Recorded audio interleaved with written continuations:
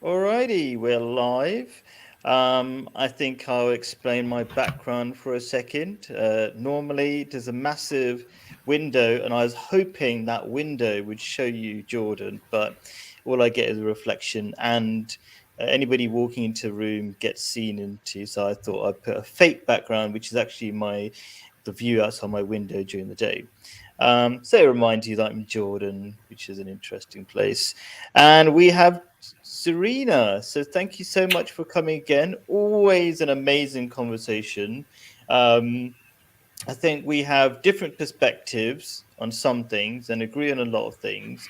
Um, but it's always very thoughtful. And I think a lot of people like when you're on. So good to have you on. Um, Do you want to? I should say something about myself. I'm a Muslim. I do happiness classes, and I was thinking, what else could I? So I do happiness classes based on Islam, and it's for non-Muslims to try out if they want. And I was thinking I should add something else because the more I talk about these things, I go, I think I talk about very simple things. It's probably worth adding. It's just culture and what's normal has made life difficult. I really feel like I should add that. Like, happiness can be really easy, is what I want to end with. Anyway, Serena, tell me something about yourself, or tell everybody else something about yourself if they haven't seen you somehow. Hello, everyone. I'm Zarina Macho, aka The Rational Female. It's very, very nice to be here.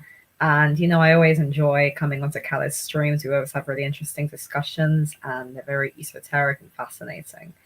And yeah, I think this is a really interesting topic, romantic versus religious relationships. I wouldn't necessarily say that they're mutually exclusive. I think a relationship can be both romantic and religious, but I trust that you're talking from a certain kind of perspective. Yeah, I was thinking when I was going to do this, I do have all this written stuff, but I was going to make it kind of more, maybe a bit more fluid. I don't know. Let's do this. So I'll put this on.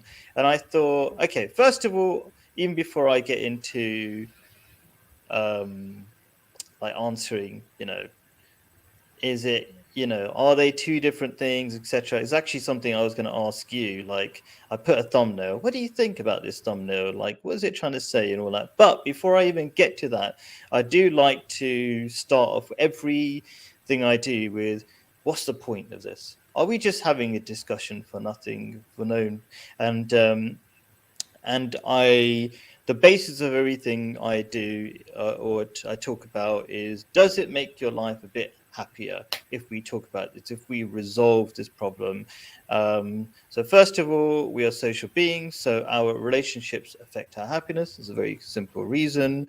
And then when it comes to the religious bit, and I'm going to focus mostly on Muslims and in terms of relationships, because I think in terms of people whose religious values are affecting relationships on a big scale, it's the Muslims who are having the most effect in terms of their religion. So they're Christians, very conservative Christians, and that has some effect, but there's very small in number. Christians have basically adopted like Western mindset, so they don't really benefit from their religion anymore.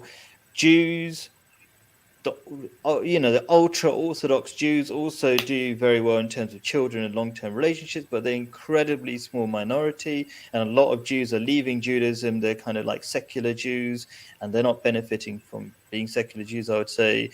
And a small point, I'm not even sure if it's part of a good introduction, but it's like I feel like it's very important that I think things are going so badly in the West in terms of relationships. It's just getting worse and worse that it's time we forget our prejudices and try to follow facts as much as possible. Prejudices are things we get from feelings. Anyway, with that introduction, what do you think, Zurian? And I kind of feel like we should mention, how did this topic even get picked, is because you wrote something very interesting. I couldn't load it again. I don't know how these, the text messages you write, in on YouTube. I don't know what they're called. What are they called? Community messages or something? Mm-hmm. Yeah. I couldn't remember exactly what you wrote. Do you want to summarize what you wrote or something, and then maybe answer or give your views on what I've said here just now? I don't really remember what I wrote. Do you want me to look on my phone, or Okay, I'm going to try to remember it because the vague thing probably was something. find it? Yeah, it was I go something on my like. channel. Yeah, you could find if you want. I mean, the two ideas were something like um, finding love is a sort of a brave thing to do, and then the people who are ruining it are the Abrahamic religions. It was a really short summary, and I replied saying, I would say it's the opposite. Is the short answer. But I could understand. I don't know if I was. No, I'm mixing up another. Yeah, that was my short answer. And when I say like practically long-lasting love is shown through the people who are properly practicing their religions. Yeah, but if you can find it, I'll be. I Yeah. can't actually find it. It must have been from a while back. Maybe I deleted it or something. I think Yeah, I was basically maybe. talking about how the Abrahamic, because my general on my channel, I've always criticized feminism, Marxism, and the Abrahamic religions. And Mm, because the thing is, Khaled, I think the way you practice Islam, the Ahmadi Islamic sect, is very different from the, kind of rather more dangerous Sunni sect, the one which is, persecuting yeah. people and condemning idol worshippers and all that. So I don't, because with the Abrahamic religions, my general belief is that a lot of the old kind of good positive teachings have been corrupted. There's a lot of things which almost have it's like they've sort of been used very negatively. Like instead of say how shall I say, if you think of the teachings of Christ, redemption and forgiveness and compassion, all these things which I believe in, which I try and embody, and which I talk about Mm, a lot at Speaker's Corner, they all seem to have really been corrupted. And that's really my main criticism, is that the Abrahamic religions, this is great, 2,000 years ago. And there's a lot of this, slavery and conquest and forcing other people to convert and I punishing people think. for having sex outside of marriage and all this other insanity. And the way I'm basically saying, no, I don't agree with this. I think that we should be compassionate and forgiving. I think we should teach people like, Claire, Claire on Twitter, we've been having all these discussions, and she keeps on saying things like, oh, we should punish unmarried couples for having kids outside of wedlock. And I just think this to me just all sounds insane. I mean, I get it, but I can't support any of this stuff. For me, it just doesn't register with me at all. It's like, even some people say, like stoning gay people to death. I don't condone any of this madness. I think, no, we should. So yeah, sorry not to go off on a tangent. So it gets very I don't know, awkward is the word, because I'm obviously not religious. Well, I'm not a religious person. I'm a spiritual person. I don't actually reveal my entire spiritual principles, but I pray to one of the old goddesses. I have done this now for about almost 10 months now, and I commune with we'll say good entities on the other side, and I have guidance. And the way I see it, a lot of these ideologies, like for example feminism, these ideologies use fear as a way to control people, and that's something which David Icke, a man I have a lot of respect for, talks about, like the use of fear as a way to control people and almost keep people trapped.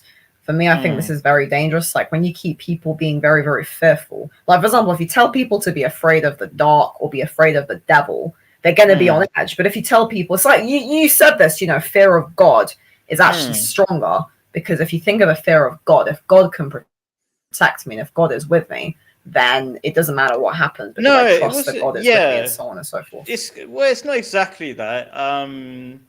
but I'm kind of not avoiding going to. Okay, so I'm just trying to see how does this all fit into, because I don't want to sidetrack too much because I do Yeah, want to of talk about course, I understand. relationship. Yeah, of But no, I course. do see it's good to hear sort of your background and your feelings and stuff, right?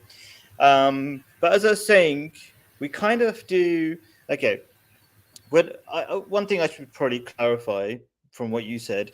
Um, what I practice is what is exactly in the Quran. So, for you said, for example, forcing other people to believe, or doing things against their own religion stuff. That's against the teachings of the Quran. And I've debated Muslims in Speaker's Corner, and they can't answer anything I've got to say. It's really, really clear cut stuff, and we can talk about it between ourselves in a separate thing about what is Islam really.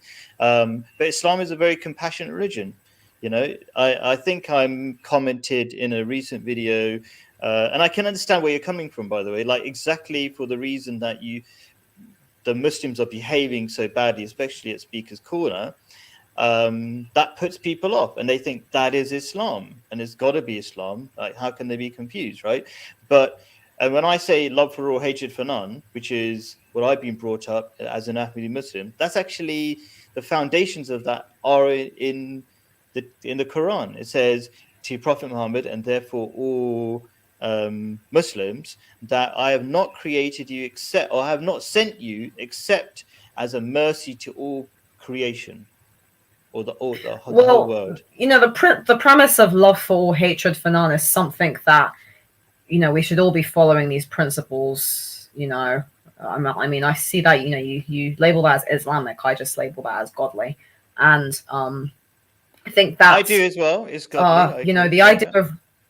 of course, and the idea of religion as being very compassionate.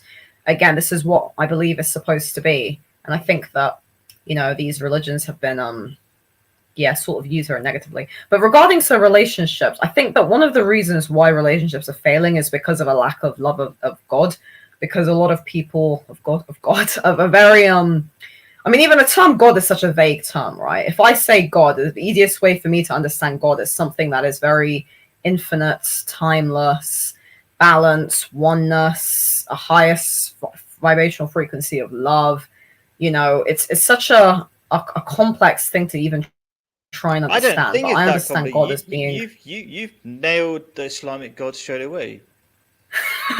Exactly, oneness. sure. Like, how Yeah. does God introduces himself in every chapter as the most gracious, the one who gives for free, and on top of that, if you listen to, or if you take your abilities, like God-given abilities, and use them, God rewards you even more, right? And it Absolutely. starts Yeah. with one, yeah, the highest Absolutely. everything, So, yeah.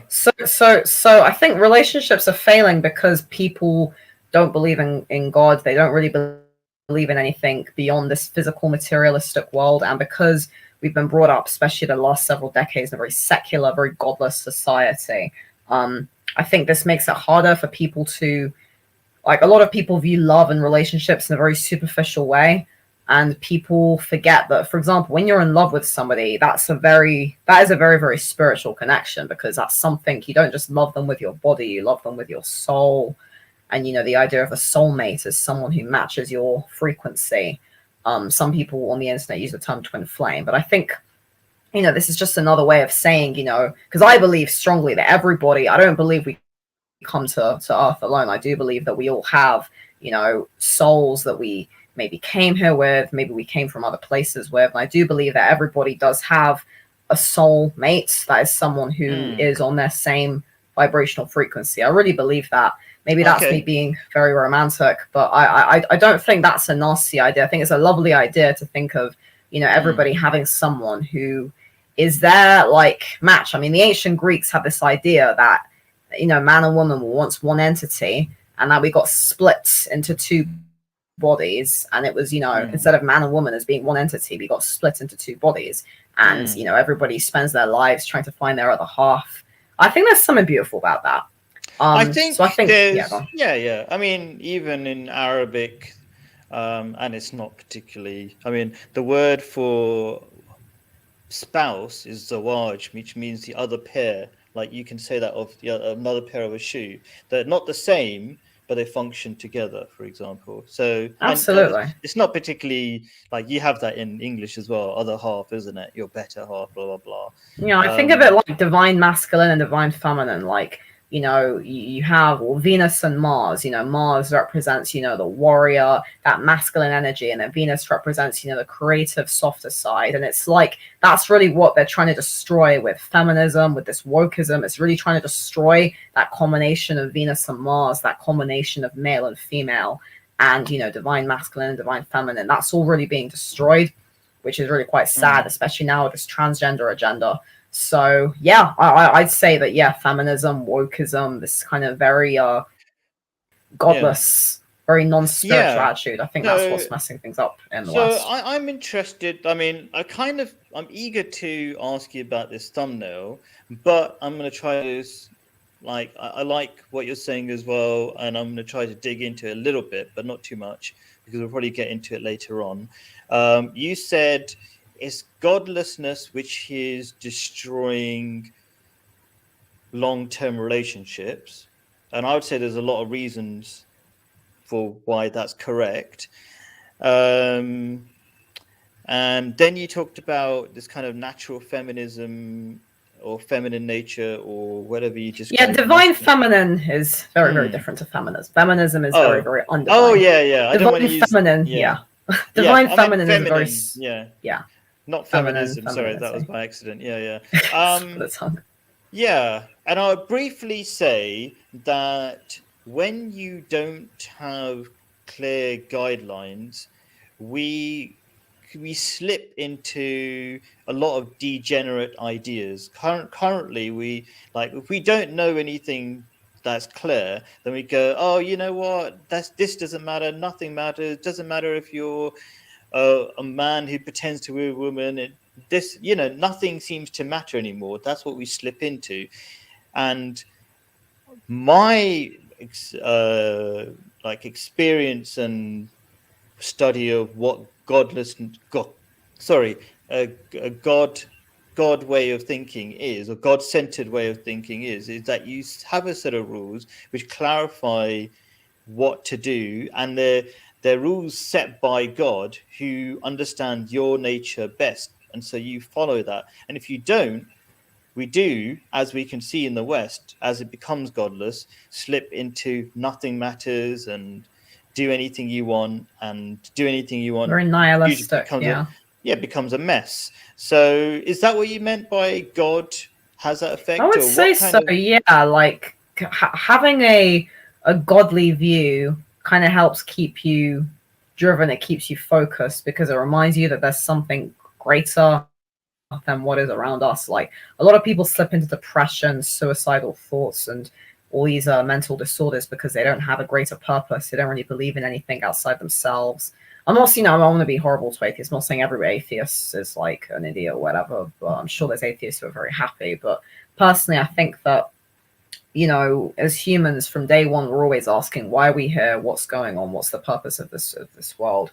And, that natural curiosity is part of us. And, we are very, very small, right? I mean, we're just a blip in time, aren't we? Like time is endless. And, there's been so many things that have happened all throughout human history. It's quite, when you think about it, it's quite exciting in a way. Like I always try and remind myself that, like, even though it feels like right now is all that's happening, it's not. There's been so many people before me and after me. There will be people after me, and everything is happening at once. And I don't know, like that kind of, see, even like when you believe that, it helps keep you going. Because otherwise, if you think like this is it, like this is just this physical world and there's nothing beyond that, it's a bit depressing, isn't it? It's like, it is depressing, and it just doesn't make sense as well. Like, how can it be? I mean, people like, in a way, like people have always believed in things. You had like, if you look at all these old fairy tales, you had mermaids and dragons, angels, like all these things. I mean, they're not gone.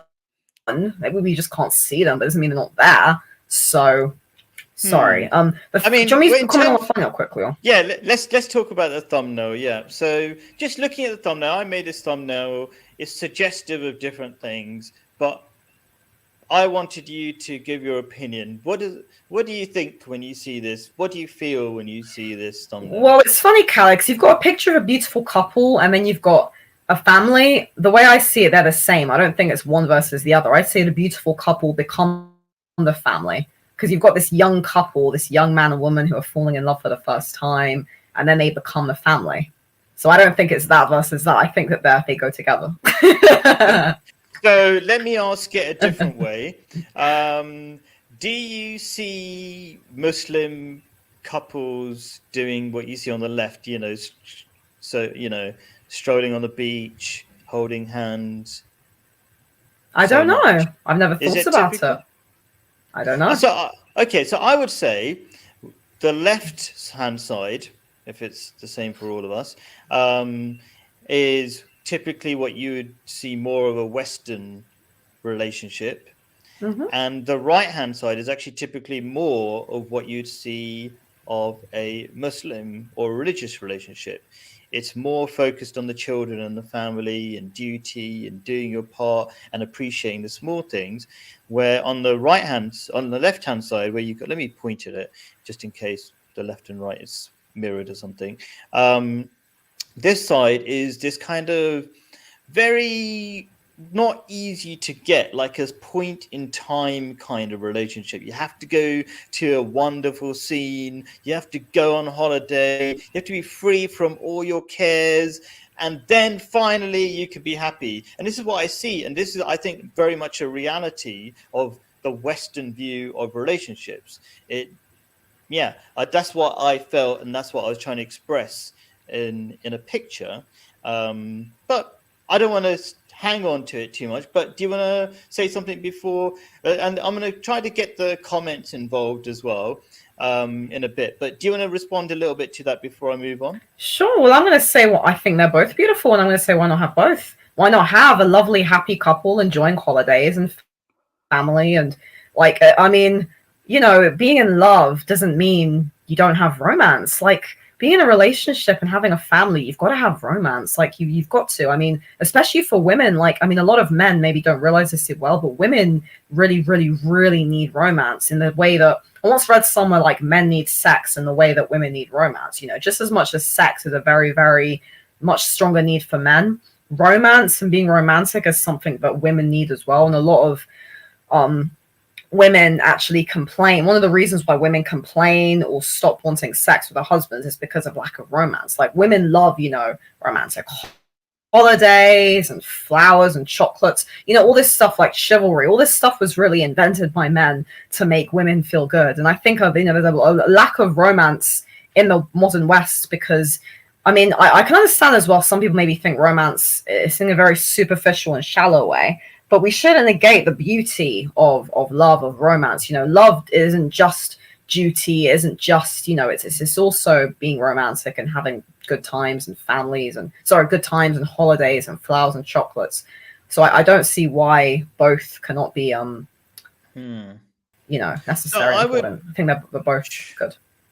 Sure. Okay. So we're going to go into that, because that's kind of the crux of the idea I want to explain about this sort of romantic versus religious view and what really makes long-lasting love. But so I wanted to start it off with, might quickly ask these questions. No, I think we kind of answered, isn't it? Are they both I think happy? they look like they're both happy, and they're both happy. Then they're both part of the same picture, sort of thing, in time. Okay. Yeah, I don't. I've put them both together. I'll kind of explain my thoughts about it more in a bit. Have you ever heard of Alain de Botton? Alain de Botton, yeah, of course. Yeah. Have you ever heard his talks on romanticism? He's really funny. Generally. Oh yeah, the School of Life. I used to watch a lot of those videos. Yeah. Yeah. So I should say in the in the description, I put this document that we're going through with all this links. So the link to his video that I think is really good. On this, he's really funny. I'll probably ruin it and not make it very funny, because I'm just going to strip it down to like the facts and things. But I did put a few quotes of things what he said, because it's really funny the way he expresses it. But basically, he criticizes romanticism. Yeah. And basically, in short, he says it teaches beliefs not good for long-term relationships. And I'm going to whiz through a few and see what you think. By the way, you know who he is. I know he is, but for people who don't, he's a really famous atheist. But he's not he's not the kind of atheist who argues against religion. In fact, he has a book called Religion for Atheists. Yeah, so he's got a church, or he had a church that he runs in a sort of a religious way, but for atheists. And he basically recognizes that religion brings a lot of value, and he wants to bring that value to atheism. He calls it Atheism 2.0. 2.0. He's done a famous TED talk about it. So that's his background. Very funny guy. Really... Quick question: is my sound okay? Yeah, it's okay. It's good. Yep. So can you hear me properly? Oh yeah, very clearly. Okay, yeah. good. Yeah. So one thing he says, romanticism assumes we are angels. In reality, we are crazy. Exactly. Yeah. I mean, so that's a dangerous thing. If you assume people are angels and then they turn out to be crazy after a few, after the, what's it called? What's that word when you're just the lust over, the lust and the chemicals disappear, the effect of that disappears, and you realize that person that you fell in love with is just a human being, and you realize actually we're all flawed and pretty crazy in our different ways. That will cause problems for relationships after only a few months, I guess. What do you think about that? Well, I completely agree that romanticism is not necessarily the healthiest approach to relationships. I just noticed my uncle asked a question saying, if the man that you loved asked you to convert to his religion, would you? The answer I'd like to give to that is no, because I already have a rather strong belief system. It would depend on the religion. I mean, the religion, I would say, in the world that, well, I don't know if it's much of a religion, but the philosophical, say, belief system that I care the most about is probably Buddhism. But the thing is, I already have a pretty strong belief system. So I don't know if I would just turn around and, if I was in love with a man and he didn't think, couldn't kind of accept the fact that I already had a pretty strong functioning belief system, I don't know, if I would just convert to his belief. It would have to depend on what the belief system was. And I guess we'd have to discuss it, because I think as well, like, it's not good to, well, it's funny actually, because romanticism, because I agree it can actually tie this in together, because I think romance is very beautiful. Romance isn't romanticism. Romanticism is the belief that love is conquer all, love is just blind, we're all, as you say, we're all angels and we should just know everything. I think love has to come with practicalities. So I think that, first of all, if two people are in love or two people desire each other, the first thing they need to do is sit down and have a very, very, very long conversation about all this important stuff. I actually did this with my ex-boyfriend, actually, about a year ago. Funny timing, that is. We got together. The first thing we did was have a conversation, because the thing is a lot of reasons why a lot of relationships don't work out is because a lot of people in relationships, they don't actually sit down and have a proper discussion about who they are, what they want, what they desire, and what they believe. And I don't think as well, I think that two people can be in love and follow different faiths if they both respect each other's faiths. And the reason I say this is because, we know there's many people. I mean, one example is, what's his face? Stephen Hawking was married he was an atheist. He was married to a Christian lady, wasn't he?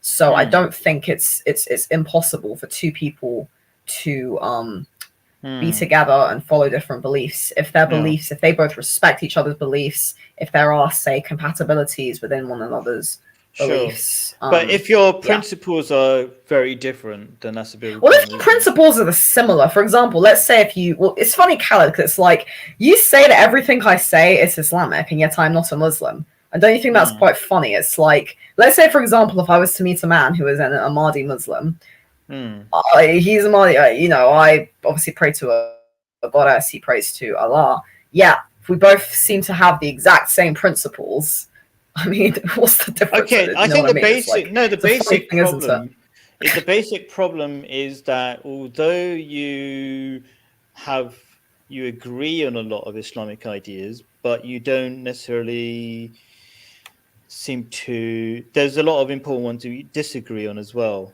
that won't make things work. I think for a Muslim, you know, like virginity and having. I don't know, or maybe you agree on it, but then I don't know. Sometimes I'm not sure if I'm going to say something like, for example, do you believe?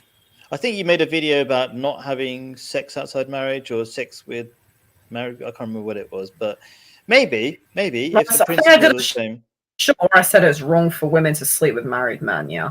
Yeah. Okay. And what about generally sex outside marriage or? I've never said anything about people Oh, having okay. not having. I've never once said people should wait until marriage before sex. See, those are the kind of things which I think are too extreme regarding the Abrahamic religions. I think that the way I see it, sex is a bonding experience, and it's funny actually because I was actually thinking a lot the other day about the concept of virginity. I'll kind of comment on this really quickly because Sure. I actually understand the ancient kind of understanding of virginity, especially for women, was about strength. And it's kind of the modern conception is kind of about purity and innocence, and it's almost connotes it to almost being childlike. But the older version, especially if you look at the ancient goddesses or whatever, virginity was really about strength and power. You know, there was a lot of power, the virgin goddesses, and I think that definition has really been lost. So when I talk about virginity, the main concern, as I've said many times in videos, I'm not trying to put down virgins. I just worry about grown men who sexually experienced men who lust after young virginal girls. Those are the main things that I find concerning, and that's the kind of narrative which seems to be propagated, especially by people who espouse maybe more, shall we say, radical fundamentalist Islamic views, or even just radical right-wing views. So I suppose the difference between, I think, Muslims and your point of view, although we agree on a lot of things, that we also disagree on a lot of fundamental things as well. Like virginity is important, and we've talked about why this already before, isn't it? So there are some key differences, I'd say. But since I don't want to cut you off too much, but we're kind of like, I want to cover loads of stuff. And since we did reply, I want to keep it in order. So we mentioned your uncle's comment. He's got another comment coming up, but let's quickly. I want to quickly respond to this since we respond to the other one. How comes I haven't sorted Dusty? You know, do you know Dust? I think out with a wife, and the best answer I can give that's short is something like he's suffering from cultural norms which are destroying relationships. He's too firmly anti-religious to think logically. So even if I give him logical answers and he doesn't have any proper response, he's too. Yeah, I think he's too firm on it, and I think maybe Zarina, maybe I feel your anti-religious stance is a bit similar to his as well, and I think it's unnecessary. There are not really anti-religious. I'm anti-religion used as a way to control, as a tool of safe fear. I'm against religion used as a tool of fear and as a tool of control, as a tool of conquest. I believe religion can be used as a force for good, but I don't see that as the mainstream world right now. I think religion can be used. I mean, it's funny the other day because I was thinking to myself, I pray to my goddess religiously. For me, like, you know, it sounds funny, but for me, that is a religion. Like, it's not a religion; it's a belief system I have. But it's like I have like the things I believe in religiously. Like, it's a funny term, isn't it? There's a lot of irony in that, but that's all right. Yeah, religion. So you also think, what is a religion? It's a belief system. It's a system of beliefs and a code that people live by. And every religion started off with somebody had an idea, and they created an idea, and then eventually maybe the idea became more That's a popular big by other assumption people. to say that. It's Yeah, made like by I human but beings. they never really they always start somewhere, don't they? Like it always Yeah, starts with but someone has an to idea and then start, something happens. yeah, but to say it started from a human or made up by a human being, because that kind of sounds like what you're suggesting. I suppose we could do a video on that, but like the Well, evidence is no. We're made contrary up to on a that. human being, but guided by, say, Oh, okay. non-human entities. Uh Okay, no, in I'm that going sense, with we that. kind of basically okay. Let's whiz through some of this, and then we'll go to your uncle's second comment in a bit. But let's kind of whiz through this really fast. I'll read it. I'll make a brief comment. You do a 30-second comment, and then I'll move on to the. I'm going to try to get through all these bullet points. So, Alain de Botton also says, according to romanticism, there should be a special feeling. And he said the basis of that special feeling is you're searching for something familiar, including childhood experiences, including trauma associated with love. So some people associate being hurt with love. So it doesn't feel real enough unless they're feeling hurt or anxious and all that kind of stuff because of their childhood experiences. I agree. There's a lot of messed up feelings that especially Westerners have attached to love, which is not real love. What do you think? I do definitely believe, as I said earlier, that if you're in love with someone, that has a special bond. This whole thing of love and pain and hurt, that there is a bit of, I guess, you got to have somebody to contend with. But as for love should hurt, I think these people are very unhealthy because those people are usually very codependent. They slip into these very negative patterns. It makes me think of like Carrie and Mr. Big and Sex and the City. These people, it's like they seem to just feed on pain, and they get this is what abusive relationships are, aren't they? When people they just want to hurt each other, and that is very unhealthy, and I think a lot of people get addicted to that, which is very, very unhealthy. Yeah, agreed. We should be ourselves. Again, this is a thing he disagrees with, and I actually took a quote because he's quite funny about how he says it. He said, being fully yourself around another human being is a treat that you should probably spare anyone that you claim to love. Yeah, I mean, this is interesting, isn't it? Because ideally, a partner pushes you to be the best version of yourself, right? It pushes you to improve yourself, to want to be the best version of yourself. So be ourselves, but it's like, what do you mean? It's like, do I want to be a version of Zarina who just lies around all day and, doesn't do anything? Again, if I think of my ex-boyfriend, one of the things that relationship was positive because he actually made me more disciplined, because he's a very, very disciplined guy, very practical guy, very focused guy. I think the actual reason why we broke up was really because of lack of romance and lack of spirituality, because he was actually an atheist. But in terms of the good side of being disciplined and wanting to do better, and someone, I remember he read my recently published novel. He kind of proofread it before I edited it. A good partner pushes you to be the best version of yourself. So, and it's funny, you just highlighted that ignores the practical side of life. This is exactly, I think, the problem with romanticism, is that romance is very, very good, but romanticism is almost so overly idealistic, because as you were saying, that's why I think when you showed me the thumbnail, I think it's both. I think there's the romance and there's the practicality. It's like you need both to go together. You need the romance and the joy and the happiness and the bliss, because the thing is, if you don't have that, it's almost like a partnership. It's like your co-workers, like your colleagues.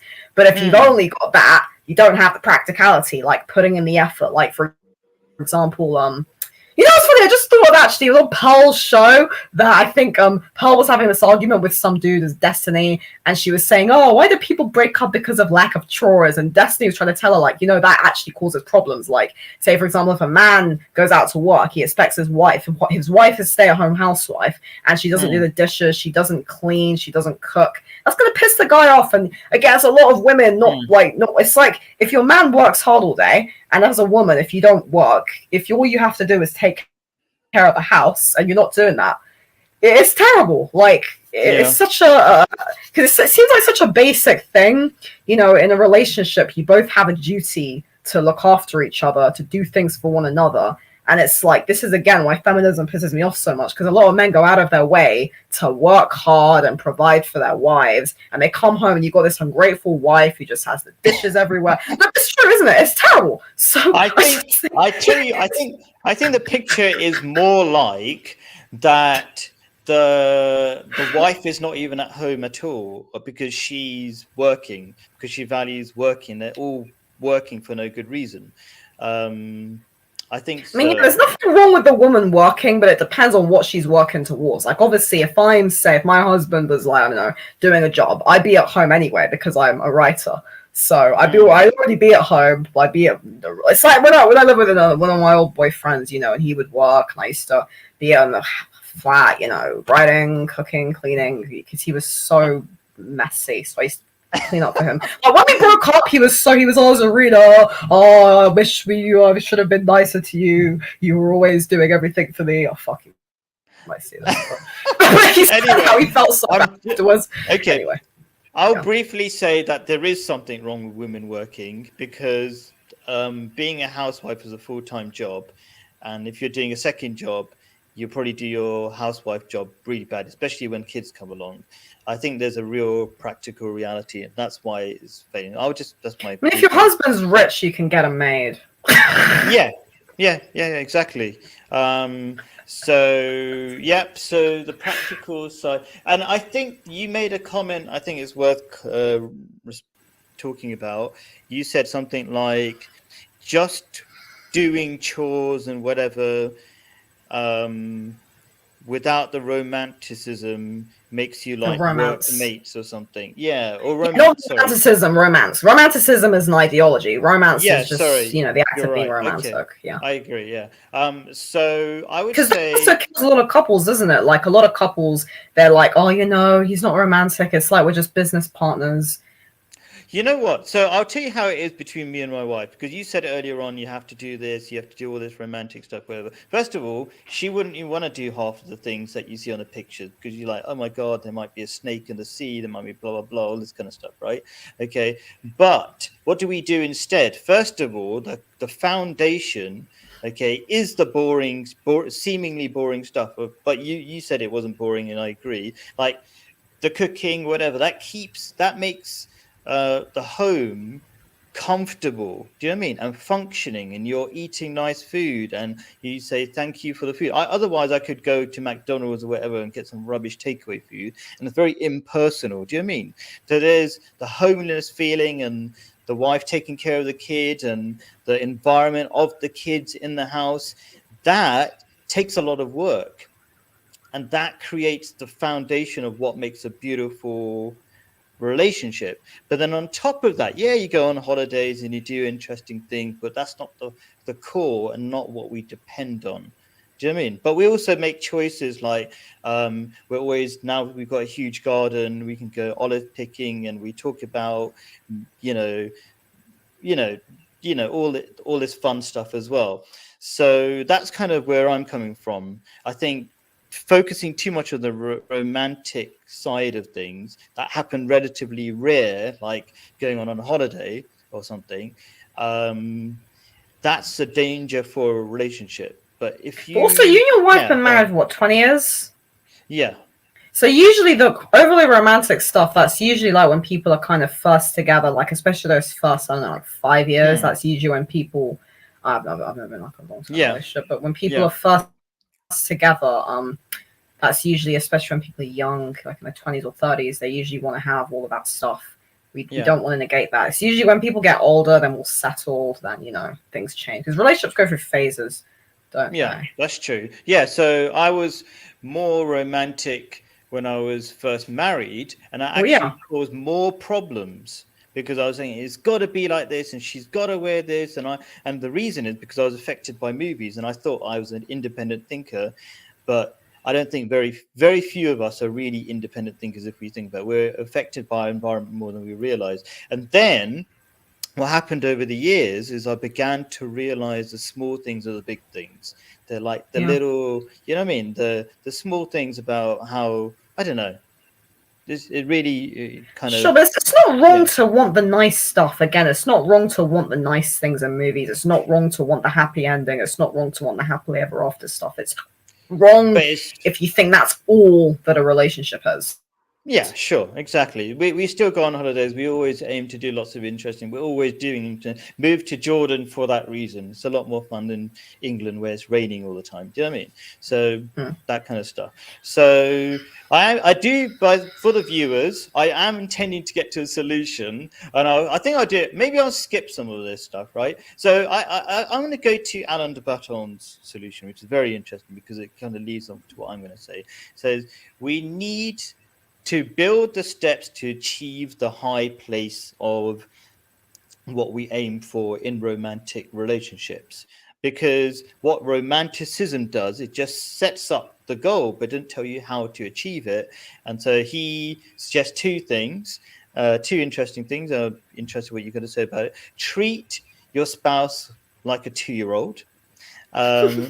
We don't realize people are weak, scared, and they need kindness. I think there's a lot of truth in that. And actually, you might feel insulted. Pretty much everybody I know might feel insulted, but I talk to everybody like a 2-year-old because I think a lot of the things I'd say are very simple, and I keep repeating really simple things. But if I didn't do that, I would. The point of what he was saying here is you would get annoyed. You don't get annoyed with 2-year-olds, was his point. Like if somebody says something you don't agree with, and so if a 2-year-old does something you don't agree with, you find a nice way to tell them. But if you treat them too much like adults, then you start getting annoyed with people more. So I kind of agree with what you're saying there. And people are scared. They need kindness. They are weak. That's a reality. And sometimes we forget that. What do you think? Well, I'm not sure how to comment on that, really. I'm going to leave that one for now. That's fine. And this is the bit I love the most. Compatibility. I really agree with that. I completely agree with that. Compatibility. A lot of people in relationships fail because of a lack of compatibility. People don't know what compatibility is. His point is that you have to achieve it. It doesn't just happen. Oh, sure. Yeah, like you have to build it. Yeah, I agree, actually. You achieve love when you realize you're compatible with somebody else. Do you want to click on my uncle's next question? Because I feel like he's probably like you to. Yeah, fair enough. Okay. My husband applied a different attribute to my own, which faith you raise your children, yours or your husband's. Well, I'm going to answer the same way I tend to answer these questions. It depends on my husband's faith. I mean, cool. These kind of hypothetical questions are obviously difficult for me to answer because I'm obviously not married and, I have no yeah, so the way I would answer at the moment, am I? So, just being a single gal. But it does depend on the religion. Yeah. Yeah. Okay, yeah. And I would say I'll put it the other way around, that you need to have the same you have to ideally, not even ideally, that you should be trying to work on the same principles anyway. Yes, you should have the same principles, because that's what I was saying earlier. Like, two people, let's say you have a Muslim and a Christian, they might follow a different religion, but if they have the same principles, that's what matters. And I think that's what's the most important thing. I mean, because there's so many bloody couples out there in the world who follow a different faith, but they have the same principles and the same values. That's what's important. It's shared values. And it's like, the values I have, I mean, everything I ever say, it all seems at the end of the day really basic. Like, we should respect men and women. We should have equal rights and equal opportunities. We shouldn't, harm people. We shouldn't be cruel to homosexuals. A man is a man and a woman is a woman. Like, all this stuff I say, for me, at the end of the day, it just sounds like common sense. And I think the principles that I say and I live by are not inaccessible to the average person. I mean, it's quite funny, really. So I don't really have a complicated. Yeah. So I'm going to argue why that's wrong. Okay, because I hear that a lot, that, religion just teaches obvious rules. So I'm going to skip the first one and go to the second point where I talk about that. So basically, if it was true that religion taught common sense, just be kind and all that kind of stuff, then everybody would be doing it, and there would be no distinction. But there is a distinction about how Muslims approach kindness, right? A fundamental way is that when we're kind to the sexes differently. We're saying women, kindness is stay at home. Men, kindness is go to work.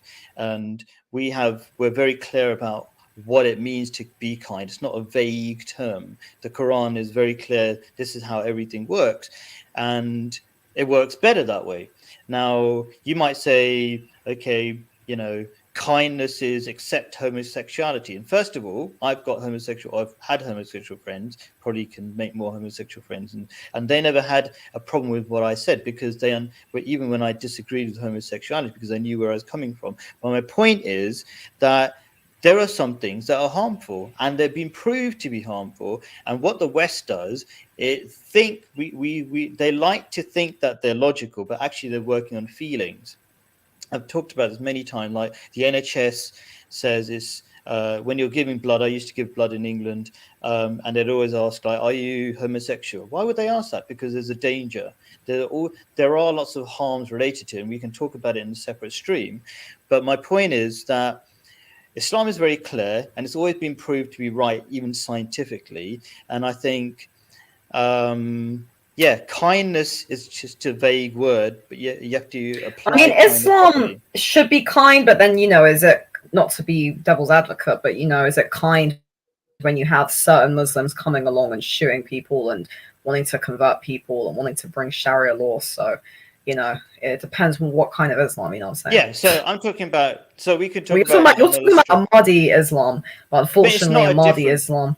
Yeah, well, it's not, but it's like, unfortunately, the version of Islam which you follow is a very, very nice, wholesome version of Islam. Unfortunately, that's not the version of Islam that is, that has been brought over to the West. I think maybe what we could do. Yeah, I agree that there's a big danger, and it's sad that a lot of Muslims don't actually read the Quran, is one to say. But I think at some point, because you made a criticism of some verse of the Holy Quran, I responded it to as well. But I think it'll be good to actually go through some parts of the Quran at some point in a later stream and talk about what is real Islam. And I've debated loads of Muslims at Speaker's Corner. They had no answers. In fact, they were in more intelligent ones would agree instead. But anyway, so I'll read, let's say, so so this is kind of the solution bit, right? The things that actually make relationships work. To save time, I won't exactly read this, but basically it says men and women have different roles. Men are guardians. They are in charge. They take care of the family. Women take care of their property. Men are supposed to go out to work. And practically, there's loads of science to prove that works. There's all sorts of things that we're realizing when we think it's kind to say, oh, women should be able to go out to work as well. What happens is everything goes wrong in terms of sex life as well, because they're too tired, too stressed. You have sexless relationships, and then people go, oh, marriage doesn't work. Of course, if you mess it up and do it the wrong way, it doesn't work. So I'm trying to give a brief answer, but the reason. So if I was to summarize what I'm trying to say is there are the duties very clearly, not just random duties, but duties given by God who understands human nature best. If you apply them properly, those will naturally make relationships work. And what we have in the West right now are very confused people, because when you don't have those rules, you try to do everything and anything, and those rules don't. Any other rules that God doesn't put down, those don't work, is what I'm trying to say. When you're talking about your God and the God that you follow is not the same God that I follow, that's a very, very, very, very strange comment, isn't it? Because we can say, well, you know, I mean, there's I only did I, one ju- God, I but well, what I'm saying is that, yeah. you know, the Quran might, because for example, I've never once said that women shouldn't work, and again, I think this for me, these are the kind of things which I would consider to be too extreme. Like I would never once say a woman shouldn't work. What I would think is that women, because it's like, for example, women always held different functions. Like the kind of work that women tend to enjoy usually tends to be things like nursing or the creative arts or teaching or psychology. Women tend to prefer doing different jobs and to prefer to have different functions. And even like the concept of work, because it's like jobs now, it's almost like a form of slavery. It's like, for example, there would have been periods of time in human history where, say, people did functions, they did things in societies, like say you had, I don't know, like someone who was good at writing, someone who was good at music, someone who was good at nursing. But these things now, you know, it's like now everything has almost become so strange. Like, you know, the idea of a job, it's like you go there and you're just having a boss and it's all just meaningless, versus actually utilizing, you know, your skills and your talents as a human being. And this is something which we don't really seem to have in the modern world right now. It's like the whole world is just all like everyone will do 9 to 5 jobs rather than people actually enjoy life and, you know, do things you're passionate about and things that are going to bring It's hard to find a job to the world. Very few jobs. Well, most jobs are kind of crap, aren't they? Not to be an asshole, but they are. So most people just work in an office, because it's like, yeah, what woman working in an office is not the same as a woman, say, sitting at home painting and, I don't know, selling her paintings while her husband works in finance. Like, you know, this is the whole, it's like the whole framing of human society is just so messed up, and I don't know. So I would say briefly, because this is a whole topic. There's a lot of studies, for example, there's the 2-income trap. I don't know if you've heard of that, where both parents just, so you end up you incur a lot of other costs, you know, child minding and all this, and it's not good for anybody. It's not good for the children, for example, because they don't see their parents much, and both parents are tired. Nothing works at home because nobody's cooked food at home, because again, both parents are tired. And actually, men are better at certain things. So it's called specialization in capitalism, right? So exactly. So if I was trying to be, you know, a surgeon and a plumber at the same time, I would do both really badly. I'll kill all my patients and destroy all the plumbing, right? But by specializing, do you know what I mean? If I specialize, things just work better and we waste less time. So if a man goes out to work, there's a gender pay gap for a reason, because men are just better at making more money, and they're built that way, right? And we completely agree. The keyword you use is specialize. People should specialize in certain things. Yeah.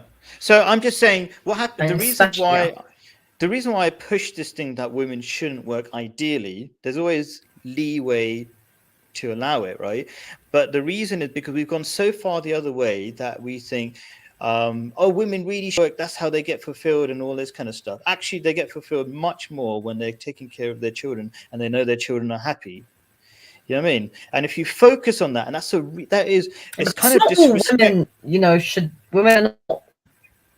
Sorry, keep it. Yeah, I would say, okay, I know not all women, but I would say not all women are intelligent. Not all women know what they're doing, and most women screw up their lives. So I would say there's a wisdom, try to follow that wisdom. And I was kind of talking about the specialization. Like women literally have, they've got baby brains. I can't remember what it is. Like when you're pregnant, your brain restructures to take care of the baby. I think it's called baby brain. There's loads of other things that show that specialization is real, you know, like I could go on about it basically. And I think we've already agreed that there's some degree of specialization. So what I try to stop talking and summarize it, is that things work. There's a natural way in which things work better and are more harmonious, because you've made it easier for yourself. You're working according to your strengths. And that's what religion has always taught. Yeah, and then relationships just become happier that way. And there's so much. The West has done an experiment where they try to do other things and it's not working. Is my short version or summarized version. Well, I will conclude by saying women are not, our only function is not to have children. There's a lot more to being a woman than just having children. Because, obviously, yeah, being a mother is very, very important, but, there's a whole, it's important to have things you're passionate about. And women tend to be passionate about, things that are different to men. Like, for example, the arts, being creative, nursing, baking, psychology.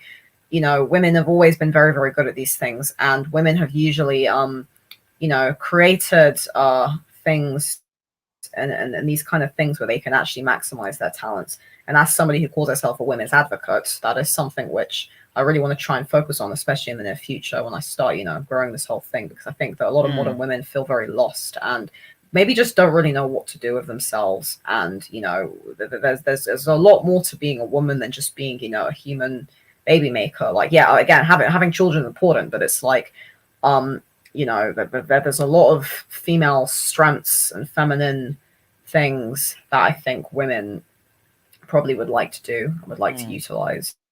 I think I just want to, so we don't go too far over time. It's very easy for us, and because we always have a good conversation, is that there's one, enjoying baking at home for your kids, and then there's the other thing, doing it in an industrious way for capitalism. And there's a massive difference. A lot of women, for example, there were times where women would say band together with other, because it gets very lonely if your husband's out working all day. It gets very lonely. So what women would do, for example, they'd meet with other wives and they'd all create like a community. They'd all bake together and have these kind of things going. Like, women have always been very good at these things. I mean, there's got to be, I think now it's not really the case so much because feminism has kind of made women are not so. There's a culture right now in the West, women are very bitchy and they're not really community oriented so much. But, women were always kind of good at these stuff. You had women, say, creating these things and you'd come together and have, these feminine activities. Like, we don't really have, like female spaces. Well, we don't now, do we? Because you've got these like men who think they're women wanting to come into these female spaces. And I don't know. I think modern women in the West are just completely. No, I think so. There's a point I was going to make based on what you're saying, actually. So, once you know how to work together with the opposite sex in a sort of a one-to-one relationship, and then you form a family, then and the Quran talks about this in the verses of the Quran. They kind of start off with teaching you how to be a good husband and wife, and then that's the root of creating a better society. And it talks about how to be kind to different people, your parents, and different levels. And so the reason why what you're saying is happening in the West, where women are bitchy, is because they haven't learned how to be patient in a relationship. So if you can't even be patient with your husband, then you've got no chance anywhere else. And so that's kind of how Islam builds a beautiful society. And I agree also with the thing you're saying about how women bound to get together and cook together and stuff like that. And that's what you see a lot, like in Muslim societies. Over here, you have huge houses. The reason is because loads of families live together. So I'm in a huge house. We're with my mother-in-law. My wife likes spending time with her, and they work together. And my daughters work with her and stuff like that. Yeah, I totally agree. And it would be boring if they were locked up in their own house, not talking to anybody. And that's not an Islamic society. Even when I was in London, we had women's organizations for the Muslims, and especially Ahmadi Muslims, very organized. And so if she was sick, all the ladies would be cooking food and sending food to the house and stuff like that. So just to give you a picture, I don't want to go on too much, but cool. What your sort of ending thoughts, or what have you taken away? Do you think your opinions have changed since the beginning of the live stream, or generally, how do you feel about what we've talked about? I always enjoy discussing things with you, Khaled, and I completely agree that at the end of the day, men and women are best when we come together, when we prioritize relate like a romance oriented culture, not a romanticism oriented culture, but a romance oriented culture where we prioritize men and women having relationships and learning to have a partner. Right, that's where you start to see because when you love somebody, you actually start to think about something beyond yourself, and that's where this idea of selflessness comes in. And you know, because if you're very individualistic and you're just thinking me, but if you're with somebody else, you start to have to think about them, about what would be good for them, what would be good for the two of you, how would you work things out, how would you go about this, how would you go about that, and that actually makes you into a much better person. So I agree that, you know, one of the reasons why a lot of modern women are kind of failing is because they don't think, you know, it's like thinking about, you don't have to be religious per se, but just thinking about, you know, if you're with a man, that's why a lot of women don't seem to have empathy for men. It's because they're not thinking like this. I have to deal with this a lot of speakers, a lot of young women, especially young single women, and they talk and talk and talk, and I'm like, yeah, but ladies, you're not thinking about the male perspective. I constantly repeat that when they keep going, oh, but it's so hard to be a woman. I'm like, yeah, but ladies, you're not thinking about the male perspective. You're not thinking about, you know, there's this lack of empathy. It's just a very, you know, feminism is such a self-centered ideology. Well, it's not. I mean, it is. I mean, it's just, yeah. Yeah, I would say this feminism whole thing of just thinking about yourself, and yes, I mean, it's not. The funny thing about feminism, it's actually a collectivist ideology, but it's because it's a very, it's a gynocentric ideology. It's a very like women just thinking about themselves. Well, it is women thinking about themselves as opposed to people thinking about men and women together. And I remember when I did a live stream with Professor Fiamenko about this, and she said, you know, before feminism, people used to think more about man, woman, children, society, but feminism came and suddenly it's like, let's forget about men, let's forget about children, and let's just think, oh, what do women want? What do women need? Are women this, women that, women that? And I'm trying to say, it's like, how can we make men and women better as a whole? And I think that we can agree men and women work and function best when we prioritize relationships, when we have, you know, the romance and the lovely happy stuff, but we also have, you know, duty and honor. And it's very, very hard. It's hard. Everything is so hard, but you know, that's what life is, isn't it? Life is supposed to be suffering. So I was agreeing with everything you're saying, but I'll come back to the beginning. I would say it is suffering if you're confused. And I think in the West, we're so confused. So no, that's fine. You know what? You sound just like, you should watch that video. Do check the description. Alain de Botton, whatever you pronounce his name. He was saying the same kind of stuff. Life is suffering. You just have to choose which suffering. But yeah, I think the more atheist you become, the more confused you become, and the harder life becomes. When you have rules that you have worked for centuries and millennia, then I would say life becomes pretty easy. Even I've had loads of things where if people knew like all the difficulties in my life, they'd be like, how the hell do you manage? Like easily, the answer. I mean, I could give you loads of stories and people go like, aren't you like stressed? Aren't you this? And like, no, I've got a plan. There's a God plan. Having faith helps. Having faith, but also rules that work. But anyway, thank you so much. As always a pleasure, Khaled. I'm so sorry I interrupt you a lot. Can I just say to anybody watching, I don't do it because I'm a dickhead or because I'm not listening. I do it because I'm just genuine. Because here's the thing, when somebody's speaking, I'm listening to what you're saying, but I'm also formulating a response as you're speaking. It's like, because my brain works very quickly. Yeah, a very active brain. So I don't interrupt people because I'm a dickhead or because I'm not listening to you. I actually am very, very actively listening to you. I just sort of, because it's like I already know where you're coming from. I already know your framework. I already know what you're saying. So it's like, I'm not trying to be an arsehole. I just want people to know that, because I think, you know, I was watching back on myself, this thing I've been doing with a couple of friends called Houses of Argument. And I noticed I kept interrupting my mate. And I don't interrupt people because I'm an arsehole. I just do it because I just think very quickly. That's it. My brain just works like this. It's a very, very lightning fast brain, and I have a very, very overactive brain. That's fine. That's fine. No, I mean, when I said that's fine, I felt like I was maybe I'm autistic. I don't know. No, actually, my mom thinks sometimes I might be on the autism spectrum. I don't know. Probably me too as well. I think I'm not sure, but yeah. So I had a plan, and I think we kind of generally went through it. There's one bit that I kind of skipped, but it's kind of the other side of not marrying religious people, and basically it would create hell. And I gave a good reason for it, but people could probably read it, because just generally non-religious people are lacking peace, and when you lack peace, you inflict your pain on everybody else's, on everybody else around you. Is a short thing I was going to explain there, but anyway, but I was thinking, Callum, I'm probably more religious than a lot of people who say they're religious. I'm so religious. I pray multiple times a day. I converse with spirits, angels. I do a lot of things.